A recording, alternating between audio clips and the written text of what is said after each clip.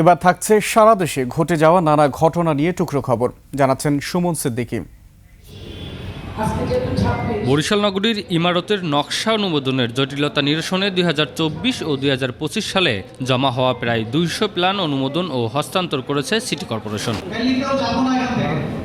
চাঁপাইনবাবগঞ্জে বীরশ্রেষ্ঠ শহীদ ক্যাপ্টেন মহিউদ্দিন জাহাঙ্গীর সেতুতে টোল আদায় বন্ধের দাবিতে মানববন্ধন করা হয়েছে।